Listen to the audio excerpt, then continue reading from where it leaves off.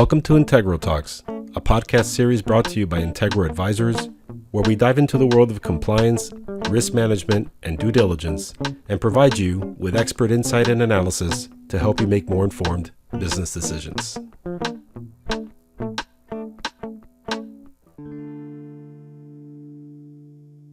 Hello and welcome back to our podcast. I'm your host, Alberto de la Portilla.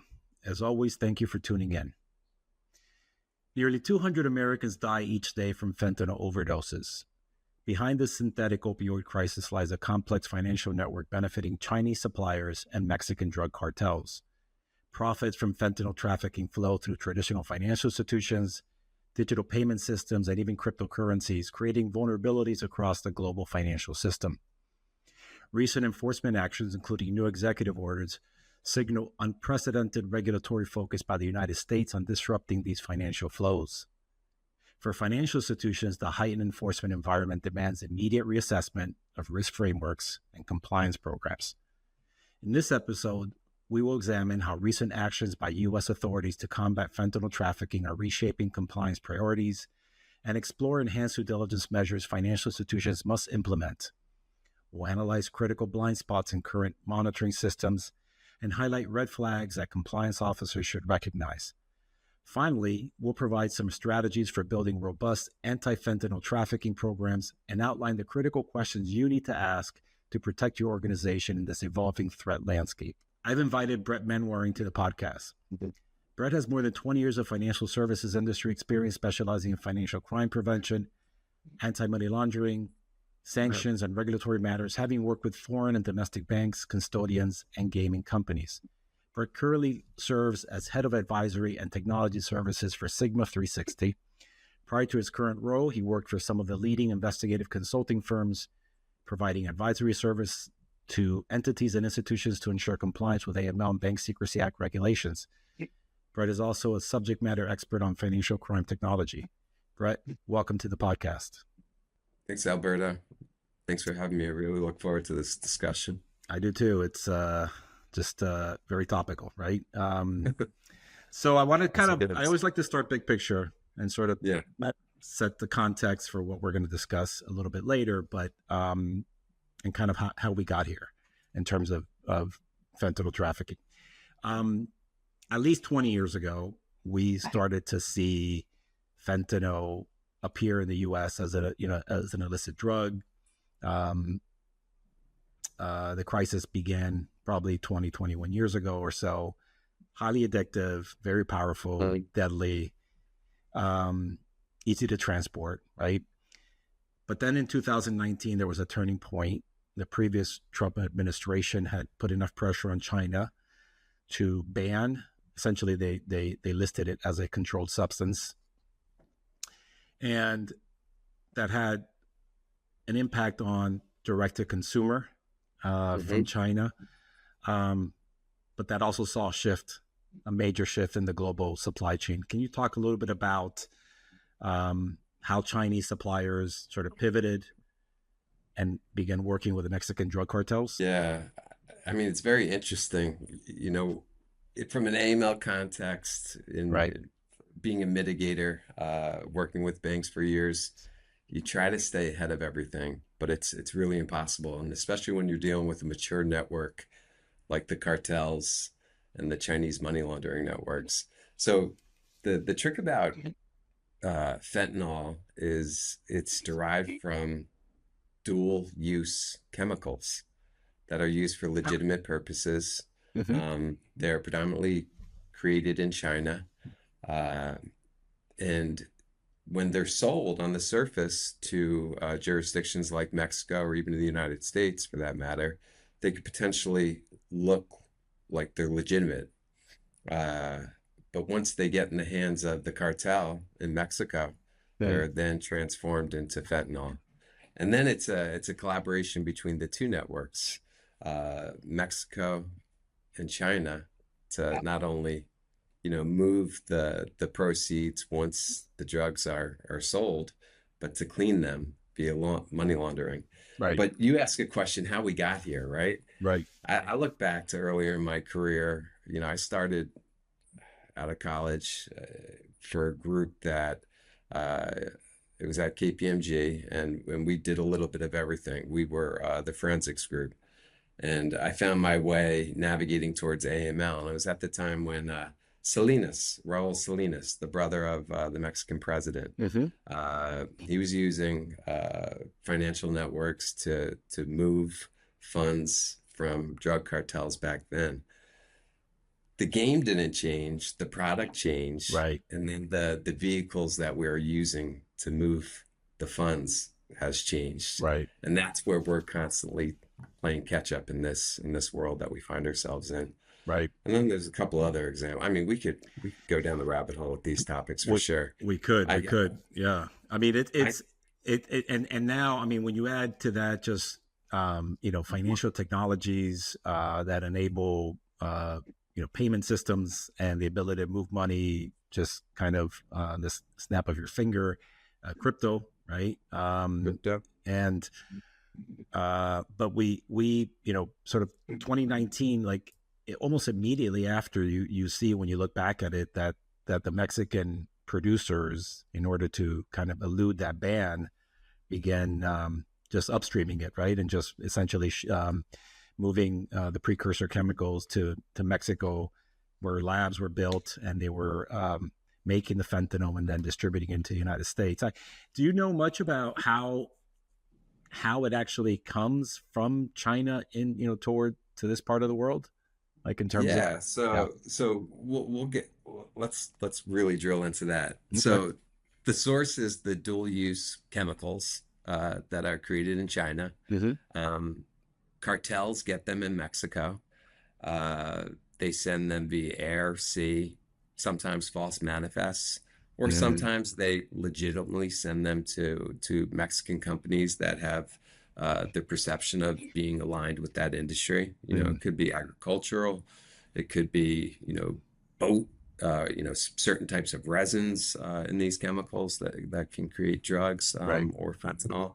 Um, and then it's the product, like you said, it's the creation of the product within Mexico, and then it's the movement of that product across the world. That's the first part, getting the chemicals to create the drugs in Mexico. The second part is then Mexico to China. What are these funds? What is this cash? How is it cleaned after cartels generated via the proceeds of selling narcotics? And you mentioned the executive order in January that designated cartels as FTOs. There's more advisory. There was advisory last week from FinCEN for Chinese money laundering networks. And this is where there's that symbiotic relationship with Mexico and China, specifically the cartels. The Chinese money laundering networks, they not only assist the cartels in cleansing of the money, uh, but they do that via many old school ways that are now new again. Um, there's mirror transactions very similar to the Huala, Mm-hmm. where there's not a old school bulk movement of cash or smuggling of cash like there used to be with the cartels, but it's just a ledger mark, depending upon where the recipient or the originator who is sending the funds is. And then the cash is then provided to whoever is on either side of the transaction receiving it. Mm. There's typologies like real estate, expensive high net worth or high cost electronics, Mm-hmm. which are purchased and then sold in China. Cartels get the proceeds. Real estate is purchased, then sold. Cost of doing business, cash is legitimized. Cryptocurrency layering, Right. super important now. Yep. Cryptocurrency, blockchain, how we monitor the blockchain to prevent the illicit movement of funds. Right now, the technology we have for that, and we're catching up again, it's mostly due diligence based. Yeah. And I think that's a tool, and Yep. that's kind of like our focus going forward. Yep. It's not necessarily typologies. It's really digging into who these parties are. Right. Do they make sense? Are they legitimate? The cartels mature. You know, they Advanced. They are a mature, Yeah, in some instances, they act like a Fortune 500 company. I I agree. mean, it's incredible. And to do that, we have to scratch the surface. We can't just land on asking ourselves, and I challenge myself, Alberto, when doing investigations coming up uh, in this environment, working at banks in-house as well as in a consulting perspective. When a young colleague of mine would ask me, hey, what is money laundering? How do we identify it? And I would try to boil it down for them by equating money laundering with how we move our funds between our checking and our savings. And I used to say to them ultimately, ask yourself this question, does this make economic sense? I don't think it's enough anymore. That's right. Because on paper, these two parties make economic sense that are transacting with each other. The due diligence is out there from an open source perspective That's that it. it's probably fake Is at it? times. Um, and that's why you have to scratch the surface and look deeper. Beneficiaries, networks Yeah. between those beneficiaries and who they're attached to. Let's So table it's that. Yeah, tricky. but I'm sorry to interrupt. Let's table that because I It's, think I want to get more into that a little bit yeah. later. But you mentioned a minute ago the sort of enforcement action, the executive order.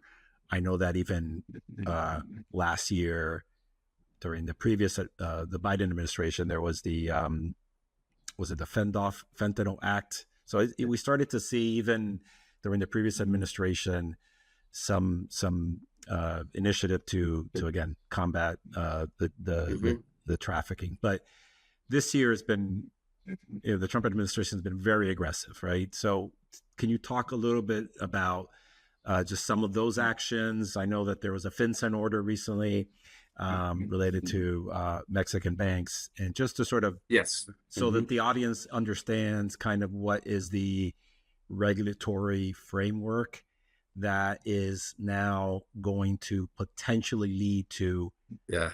regulatory requirements. Talk a little bit about this, sort of what's Yeah. happening at the government. And ultimately downstream for us to be in a better position to identify this. Right.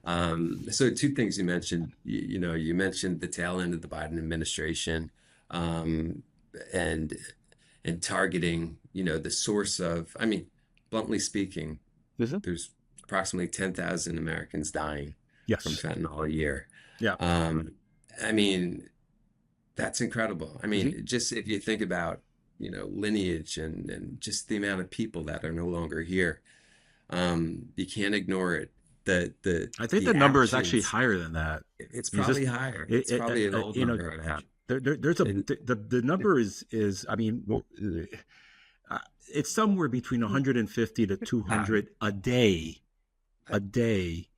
are dying. And so the numbers, if you look at the data, there is 2023 was peak year. I mean, I don't know. I think I mean, a very it's large number, staggering. staggering. And then it's starting to kind of come down a little bit. I think there's much more awareness about it. There's much more treatment, and obviously law enforcement and the government is much more involved. But it's still staggering and very sad. Anyway, yeah. So the nature of the regs, the messaging we're getting from Treasury is it's proactive. Right. Um, we can't we can't wait and see. We have to target. I was at a conference in DC in November. A gentleman, wish I remembered his name. A gentleman from Treasury gave the keynote, and he specifically spoke about the noise we're getting as resulting from output from our current transaction monitoring. And the challenge was us to be targeting risk. And I think from previous regulations, with how institutions as well as consultants pivoted to be aligned with those regulations was ultimately to identify mitigants for identified risks. And to do that, in a lot of situations, it would be the addition or the introduction of a new rule that could potentially mitigate the risk within their technology. Correct. You've seen it yourself, that we're not really capturing unusual activity the way we should using the existing technology we have. In talking and speaking internally with institutions, 2%, 3% of output from TM systems to potentially identify unusual activity is commonplace. When you reach, this is in the weeds a little bit, kind of nerd speak, when you reach 5 to 7%, that's a tipping point from a KPI to potentially increase your net, to get more noise and potentially, more importantly, capture unusual activity. But in the grand scheme of things, we're capturing, I think FinCEN released something, or Treasury released something a few years back, a small percentage of the illicit funds that are moving through U.S. institutions. In general, or tied to this? No, in general. In general. Okay. It could be, Right. It could be in narcotics, it could be theft, you name it. That said, I think we have to, in looking at the regs we have in the States, especially with regards to BSA, I think the spirit of them is correct. I think we do things right with regards to identifying source of funds and source of wealth when you onboard a client that our neighbors north and south of us don't do. I believe in Canada, and I say this because I think there needs to be not only a domestic fight on this, but a global fight on it. And as a result, we have to align together with what works in each of our regions. But when you examine Canada's reg with regards to onboarding and identifying source of funds and source of wealth, it's not all the time. It's only when there's a high risk customer onboarded, or during EDD, if there's a predicate for example, like a high dollar transaction, cash or wire coming in. At that point, they'll identify source of funds and source of wealth. But when you have cartels creating shell companies, ghost companies, to have kind of in the roster to potentially facilitate funds, they have all the time in the world to create a internet footprint, to create some legitimized business underneath that company, which will ultimately be used to facilitate the movement of funds, basically anywhere in the world. Or, as we see it in dire circumstances, continuing to go to China and buy the precursor, either it's the chemicals or the pill presses, and having them funnel back into, Mexico for use by the cartel under the guise of legitimate business use. And it's a constant race. Do you see, I know, so there's been a lot of noise about this in Washington. And I know that FinCEN put out an order to sort of address part of this, with MSBs having to now report in certain areas, Texas and California, mostly Texas, have to report certain, transactions of threshold that's, they brought down the threshold. But do you envision actual sort of legal or compliance requirements coming out of the financial regulators in the U.S. as sort of upcoming policy changes for banks? And I ask this because oftentimes the U.S.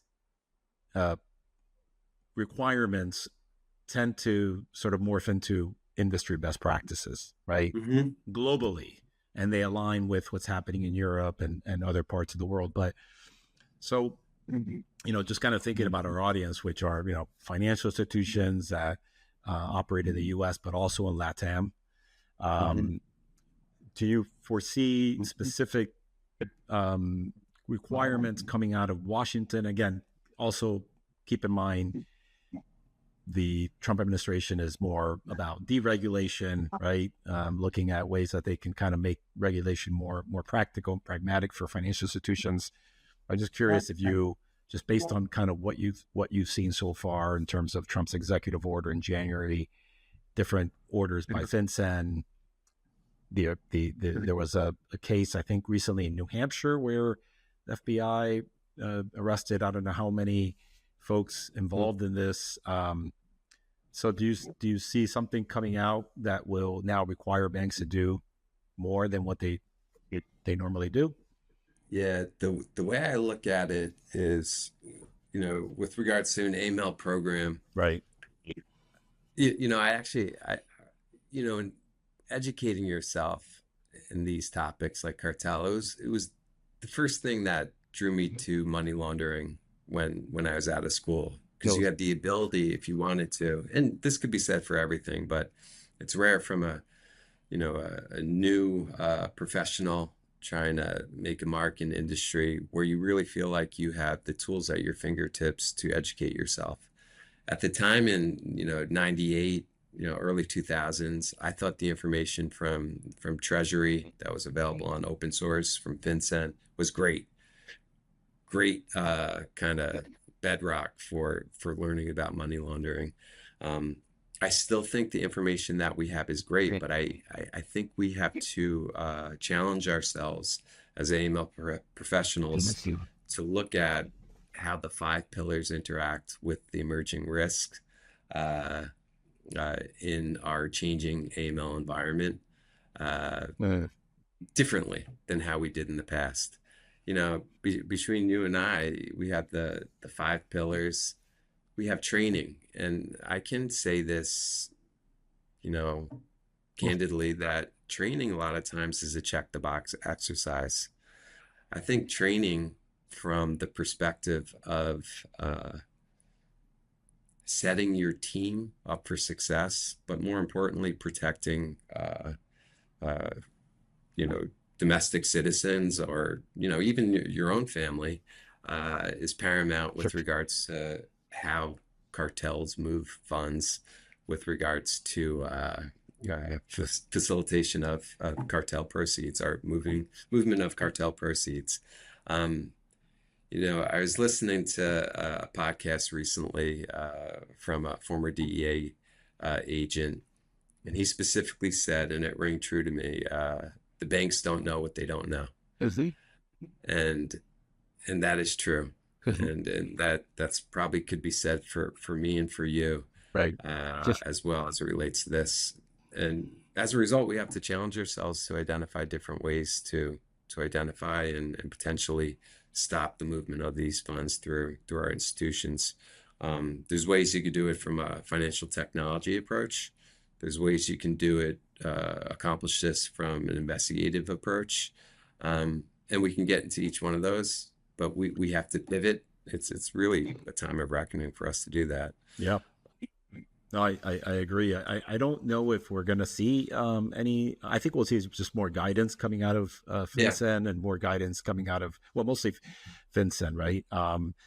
But I think you'll see, I expect that you'll see more coming out of FATF um, for, institutions that are outside the United States.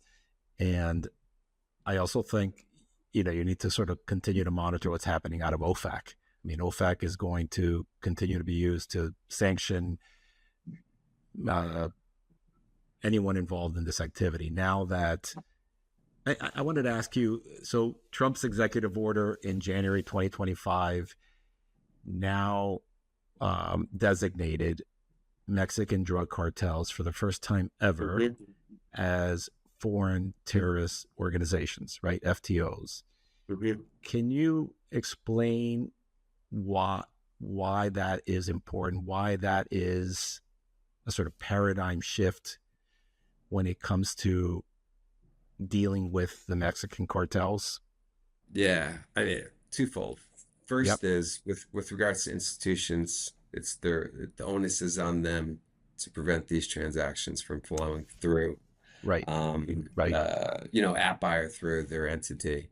In the event they don't, I guess, aggressively try to stop the flow of funds, Mhm. they're personally accountable, obviously. Right. Part two of this is, and obviously when anything involving the addition to FTO list changes the processes that AML programs have to undertake to prevent that flow of funds. But number two, which is just as big, it gives the U.S. government the strong arm of the law to go out and proactively engage with cartels in the event that uh, there are, verified actions for the facilitation of drug activity, Yeah. which means that it's no longer uh, you know wait and see. It's a proactive approach from our government, which we're seeing Mhm.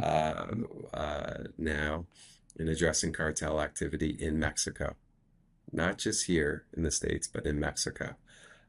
It literally is now a war on drugs. And the cartels are in the crosshairs. I mean, that's the biggest thing. And the war on drugs, that was from the 80s That's when from we the were growing up, 80s. but it's the same thing. Of course. Nancy Reagan. Right. And so it's the tact from an entity standpoint is new approaches, additions of FTOs to lists that we use to monitor activity would have a downstream impact on our approach. But more importantly, the government has more tools at their availability to combat this domestically and abroad. Yeah. I mean, recently this weekend, there was a boat off of Venezuela that Mm-hmm. was Mm-hmm. targeted by U.S. Armed Forces Mm-hmm. because it was cartel related. So that's a Yeah. direct result of the designation um, of these entities being FTOs. Right.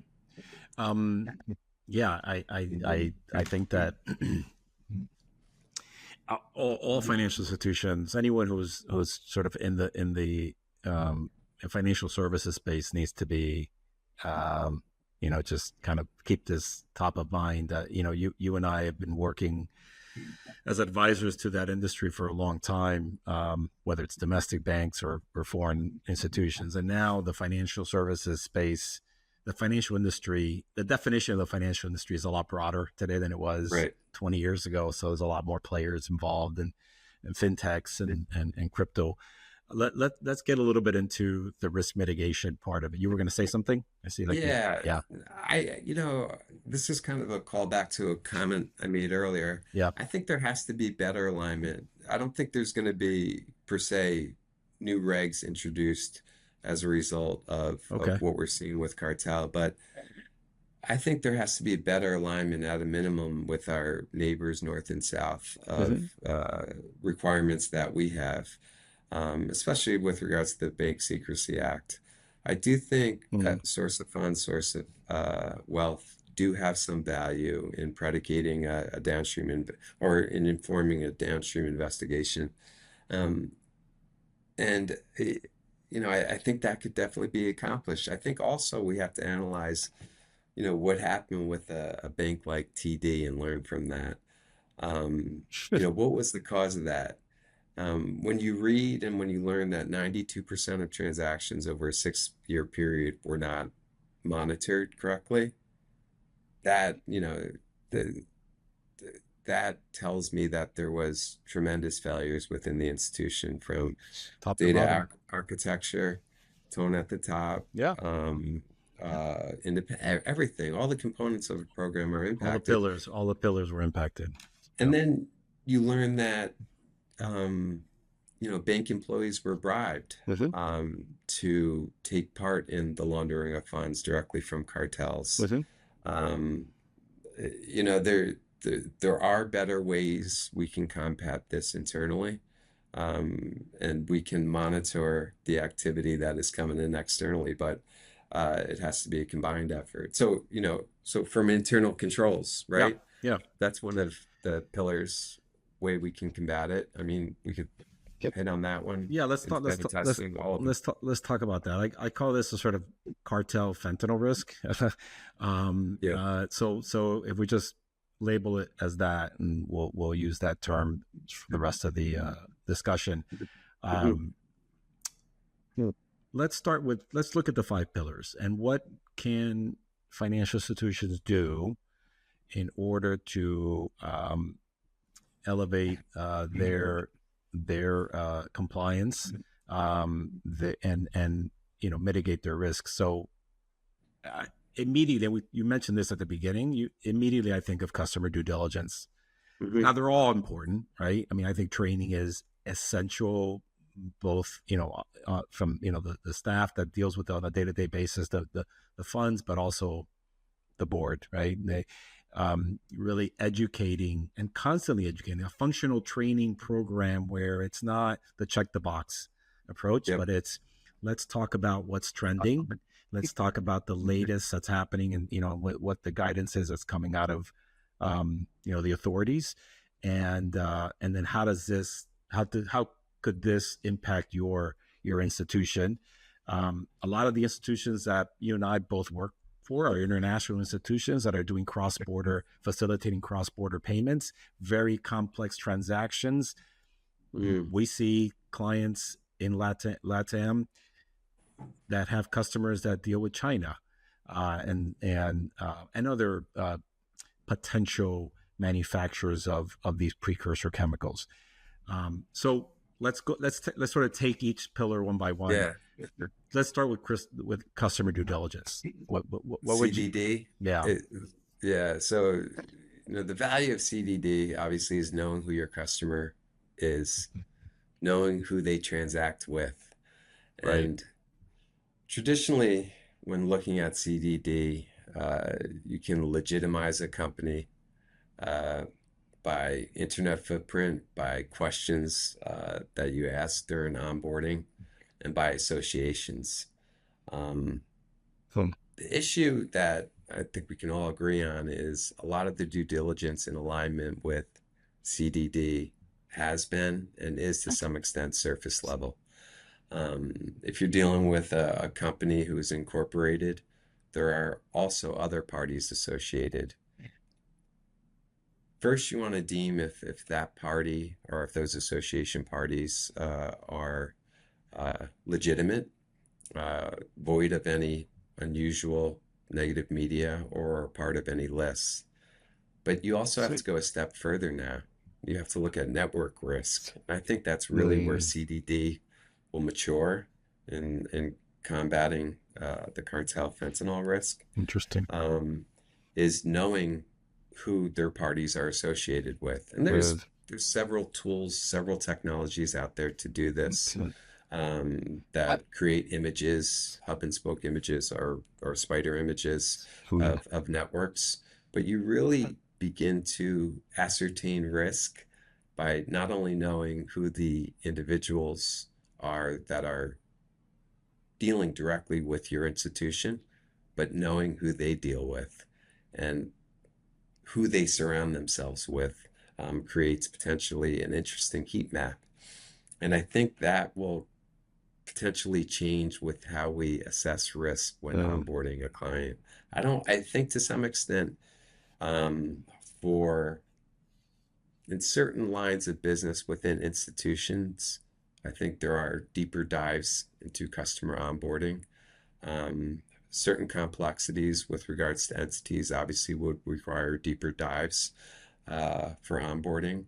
But it's the diligence to truly identify who the parties and who their associations are. And to do that, you really have to look at network risk. And I think well, that will potentially change from a BAU standpoint. yeah. No, I think that's very interesting. When you look at these this sort of global supply chain from China to Mexico, there's so many parts. It's not a Hmm. line from A to B. There's so many moving parts to this. There's so many stops along the way, if you will, and so many entities that are layered in between, the origin of the chemical and the destination, to the lab in Mexico or wherever. So, and it's not just those two countries, right? There's other countries that are involved, or other, let's say, entities, not countries, but entities that are from those countries involved. And so, understanding network risk, I think, is sort of a new approach, and really, highly innovative. And there are, as you say, there are tools that can help. And obviously, artificial intelligence is getting, much more effective every day, and that's useful. You were going to say, looks like you were going to Yeah, add to that. you know, so no, we have obviously technology will assist us, but Mhm. also the traditional processes we have are also of value. Education with regards to what is the jurisdictional flow of these potentially unusual transactions. It's a new flow. Right, Traditionally, if you were a commercial bank and you're dealing with corporations, textile industry, you would not think as much of transactions from China to the US or China to Mexico. Perhaps it could be for textiles or India to the US. right. Uh, but now you have to look at transactions completely differently. I was talking to a person I've worked with over the years in my career, and they have exposure, commercial bank, they have exposure with China and Mexico. And we were talking about the emerging risks with cartel fentanyl trade. And he said, I'm looking at these transactions in our customer base completely different now. Hmm. And that mindset, I think, is an appropriate one to do that. And we have to continue to take that mindset, and we have to attribute it to all of our processes under the existing AML program. So speaking of that, I mean, internal controls. You look at transaction monitoring. Are you? eh, There are current monitoring systems that are effective for risks, but they sort of predate what's happening today. Yeah. I would say they're a little bit antiquated. Can you, speak to that? Speak to the importance of transaction monitoring. Maybe if you have some red flags that banks compliance officers can look for, given this current environment. Something you can share Mhm. on that? Sure. With regards to internal controls, ultimately it goes back to your risk assessment. Right, I right. think to some extent we have to revisit holistically if you have exposure, if you have risk with regards to some of these geographies that are closely aligned with the cartel fentanyl crisis. Uh, those those have to be updated and uplifted to Mm-hmm. address mitigating controls. Yep. Currently, if we have existing rule in place, jurisdictional base, and we're or an institution is identifying that as a mitigating control for fentanyl risk, I think we have to revisit Right. how we're doing this. That's a good So point. that's part one, That's a good point. revisit the risk assessment. Yep. Part two, um, revisit our technology that we're using in our rule coverage. Um, So, Jurisdictional risk is always valuable, but it's knowing which jurisdictions are potentially aligned with this. Knowing that there's tremendous effort to layer these proceeds through multiple transactions, whether it's on the blockchain or through perceived legitimate business. And that's why, from an investigative standpoint, not only from CDD, but investigating that output um, via your TM system or your watch list filtering system to challenge your AML program to go deeper and not just end the investigation at the surface, but look at network risk. You want to do that via CDD. You want to accomplish that via transaction monitoring, investigations, and output. And then, what I spoke to earlier, we have to be aggressive. We have to take a targeted approach to seek this activity out, to look for emerging AML typologies that align with this.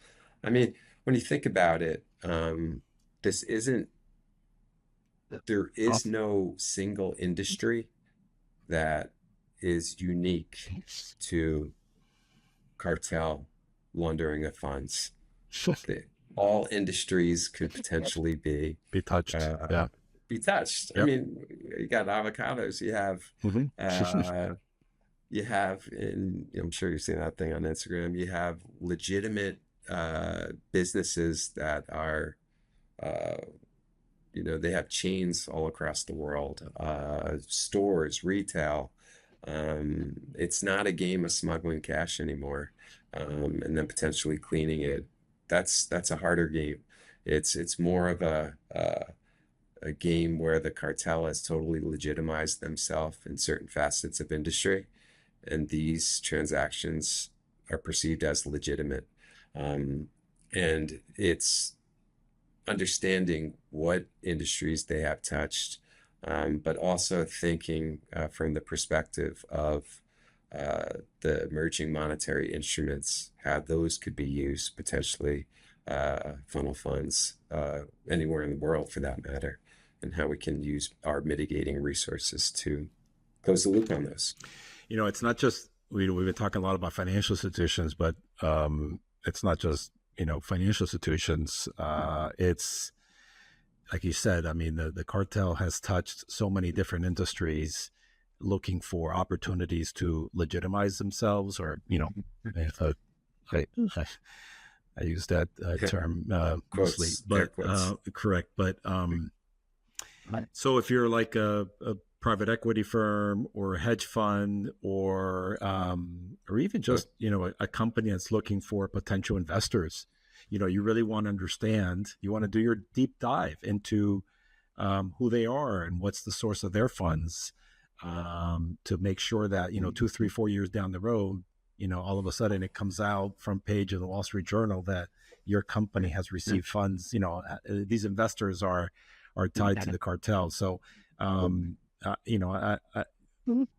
due diligence for me is something we do a lot of that type of work, not only for institutions that are in the financial space, but also, just big pharma, oil and gas, and all these other industries that just have the potential of being approached by potential investors, and everybody's interested in new capital, fresh capital, but you have to be so careful. But going back to banks in terms of I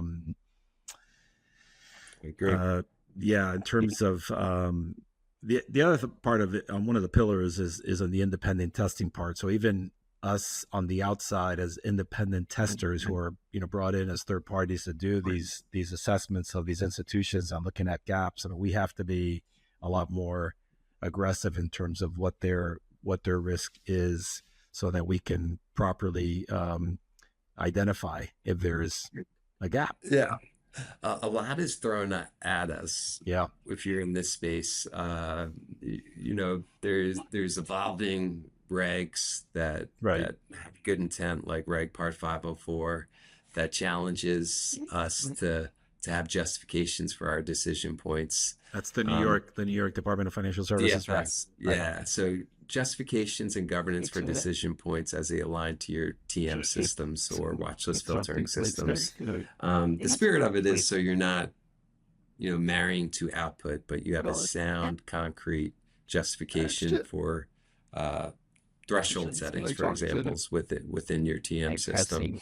I think to the extent that we independently test, we have to look for emerging red flags, emerging industries that are being touched by the cartel. We have to survey the customer base within an institution, and we have to try to affirm or get some level of assurance that the AML program is dynamic and pivoting with those changing industries that are being used that we know of.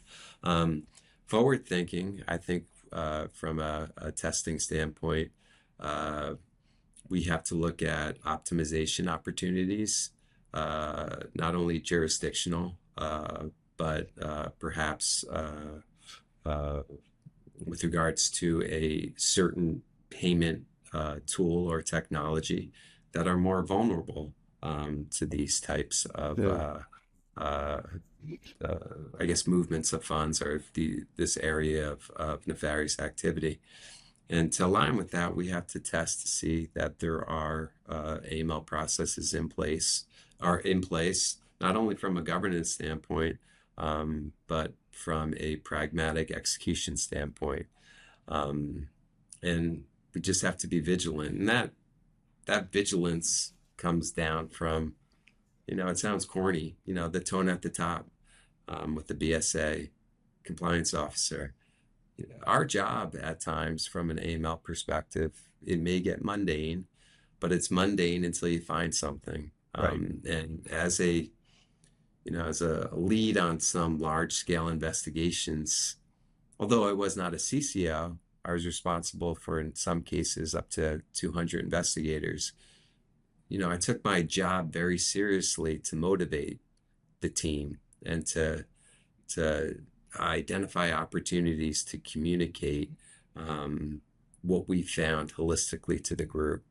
Not only to invigorate them and educate them on what we're seeing in our specific use case, but also to let them know that, yeah, we're vulnerable. If we don't stay on our toes, these transactions will go past us, and we'll be in a terrible situation for that. Right. So Yep. it's all of them working together for sure.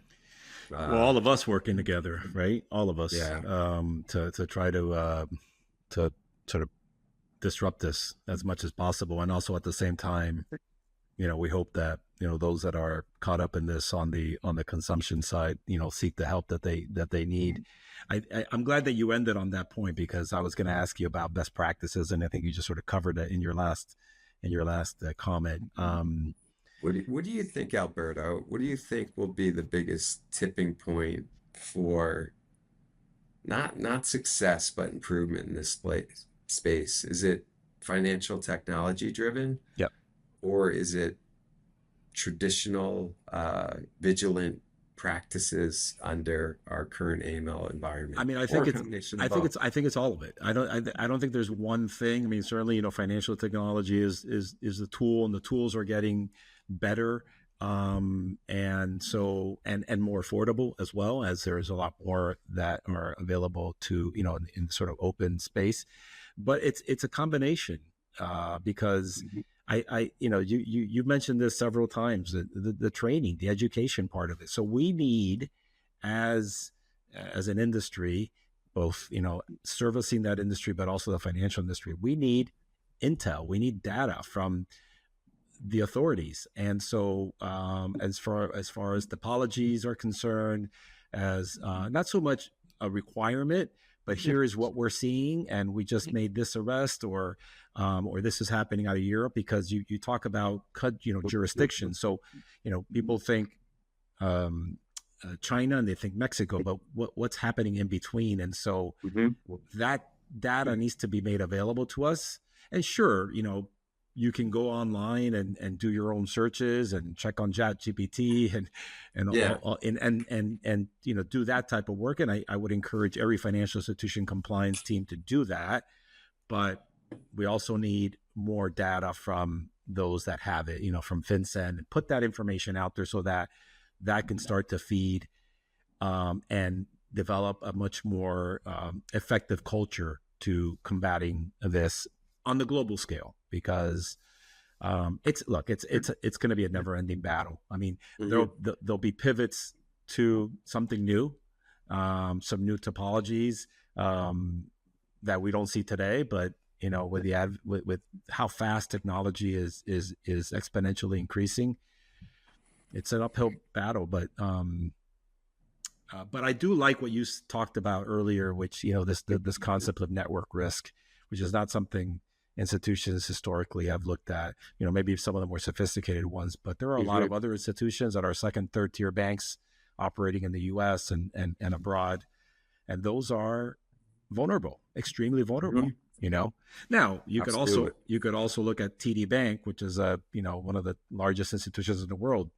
There was and they were and there was vulnerability there, which was mind blowing, by the way, just some of the claims. But yeah, so I think it's all of it. It's a combination of many different initiatives and efforts in order to, you know, Very good. stay current. And we didn't even touch on Alberto, the 311 banks, the Right, Sabanco, Vector, Intercam. I right, mean, right. it's there's so much to talk about in this speech. Each one of these topics, elements could probably be an hour long Yeah, discussion. I'd love to have you back. I mean, we can do something like this again in a year and see where we are, and we can kind of revisit some, what we discussed, and then, who knows between now and then if there's some new guidance that's provided by FinCEN. But this has been great. I think we covered a lot of ground. As you said, we can go on and talk about. We can really drill down, but I think for the purposes of what we both, what I wanted to accomplish in terms of the audience is just to be part of that awareness campaign. That and there are It's great. tools available, and there are a lot of educated people out there that know about this, and so and then as I mentioned to you before we began recording this, I always like to finish on a lighter note. Yep. All right, and particularly this one has been kind of heavy, but I wanted to finish on a lighter note, and I always like to ask my guest a question about one of my favorite topics, which is music. As you can probably see, I don't know if you can see, I've got well, there's my dog down here, but I collect music. I have records. So I want to ask you a music related question, and that is this. I was just researching your background, and I know you went to Seton Hall, right? Yeah. Seton Hall Pirates in New Jersey. And I wanted to ask if you knew any notable musicians that came out of Seton Hall. Yeah, I do. I don't know him personally. But who's that? The, Who would that be? the drummer for Bruce Springsteen, Yep. Max Weinberg. So are you Yep. a Springsteen fan? Yeah, yeah. I took my son and my mom to see him in Cork, Ireland last May. Oh boy. Yeah, it Wow. was great. You are a Yeah, fan. Yeah. yeah, yeah. So yeah, actually, we have a spot in our house, and it's the a replica of the concert poster Right. for when Bruce played at Seton Hall. And that's Oh, actually how he met. It's from, I think, 74, how he met Max Weinberg, okay. because he was actually just a fill-in. And he ended up sticking. It was probably 72, actually, now that I think about it. But What? yeah, I'm a big Springsteen fan for sure. Yourself, or I mean, listen, I'm a fan of all musicians. I have a little prop that I wanted to share with you. So I have one album. This is my favorite Springsteen it's a album. good one. It's the one that came out before he went really mainstream with Dancing in the Dark. Born in the USA is a great album, but this one Yeah, is fantastic. used cars Yeah, forces me to think about my childhood a little bit. really. Sitting in the front seat with my sister and, eating ice cream. But yeah, I it was happy definitely to speaks to you. Yeah, I was happy to read recently that they are releasing a version of this of Nebraska now later this year that's all acoustic that he recorded, and he just had the tape, and so they're going to release it. So I think I read that's coming out That's this year. great. So that's fantastic. And I remember I only saw Springsteen once, and it was when he was on the Born on the USA tour. He came to the Miami Orange Bowl, which doesn't exist anymore. And I was in high school, but I attended that concert, and I didn't know, I only knew what was playing on the radio. I didn't really dive deep into his music until a little bit older. Okay. I had a neighbor of mine who was a big fan and got me into Springsteen, but again, I have many record albums, but I only have one That's a Springsteen great album. That's album. Nebraska. It's a Um, good one. yeah, it is a good one, and it's the one before kind of he went big and mainstream, so it still has it's just amazing stories in each of these tracks. Um, so good. So it's been a pleasure to have you on the podcast. Yeah, Uh, you're a great host. Appreciate it. I don't have too much experience with podcasts. Hopefully, I'm better next time around. No, this But was perfect. you put me in a good spot. I appreciate it, Alberto. No, my pleasure. I really appreciate it. And just for the audience, if you liked what you heard, as always, please click on the link below and subscribe to our podcast. And we look forward to seeing you next time. And again, Brett, have a wonderful rest of your day. You too, Alberto. Great. Thank you.